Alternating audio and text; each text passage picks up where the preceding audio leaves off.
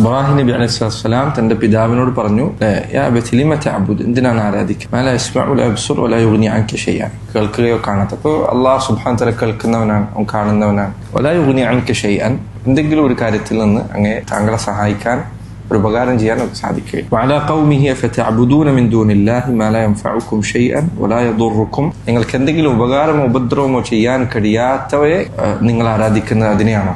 ഈ ഇവിടൊക്കെ ശ്രദ്ധിക്കുക, നഫ്ഉ ദുർറ്, ഈ പറഞ്ഞ രണ്ടും ദുനിയാവിൽ പരസ്പരം സൃഷ്ടികൾ തമ്മിൽ അങ്ങോട്ടും ഇങ്ങോട്ടും ചെയ്യുന്നത് ഒക്കെ അള്ളാഹു അവർക്ക് സാധിപ്പിച്ചു കൊടുക്കുന്നതുകൊണ്ട് മാത്രമാണ്. അതല്ലാത്ത ഒന്നും ഒരാൾക്കും ചെയ്യാൻ സാധിക്കില്ല. ഒരു ഗ്ലാസ് ഒന്നും ഇങ്ങോട്ട് അനക്കി വെക്കാൻ പോലും ഒരാൾക്ക് സാധിക്കുകയില്ല, അള്ളാഹു അതിന് കഴിവ് കൊടുത്താലല്ല.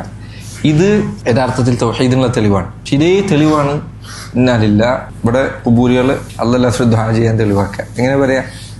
അള്ളാഹ് കൊടുത്ത കഴിവ് ആർക്ക് കൊടുത്തത്? വലിയ കൊടുത്തത്. എവിടെ തെളിവ്?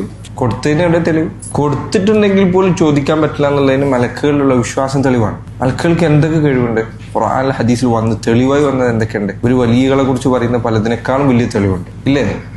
മലക്കുകളുടെ വിശ്വാസം ഇവർ ഔലിയാക്കന്മാർക്ക് കൊടുത്ത കഴിവെന്ന് ചോദിക്കാം എന്നുള്ളതിന് എതിരാകുന്ന ഏറ്റവും നല്ല തെളിവുകളിൽപ്പെട്ടതാണ് മലക്കുകളെ കഴിവ്. പക്ഷെ നബി സ്വല്ലല്ലാഹു അലൈഹി വസല്ലം ഒരിക്കൽ പോലും ഒരു മലക്കിനോട് ചോദിക്കുന്നില്ല, ജിബ്രീലിന് എന്തൊക്കെ കഴിവുണ്ട്, മലക്കുൽ ജിബാലിന് എന്തൊക്കെ കഴിവുണ്ട്, മീകായിലിന് എന്തൊക്കെ കഴിവുണ്ട്, എത്ര വലിയ കഴിവുണ്ട്. പക്ഷെ ഒരൊറ്റ കൊടുത്ത കഴിവുകൾ ചോദിക്കാമെന്ന് ഇവരോട് ചോദിക്കണ്ടേ? ഒന്ന്, അത് കൊടുത്തിട്ടുള്ള ആൾക്കാരോട് തന്നെ ചോദിക്കാൻ പറ്റുന്നില്ല. രണ്ട്, നിങ്ങൾ ഈ പറയുന്ന വലിയനും മറ്റൊക്കെ കഴിവ് കൊടുത്തു എന്നുള്ളതിന് ഒരു തെളിവില്ല. നിങ്ങൾ പറയുന്നതാണ് അവർ വലിയാണ് എന്നതിന് തന്നെ തെളിവില്ല.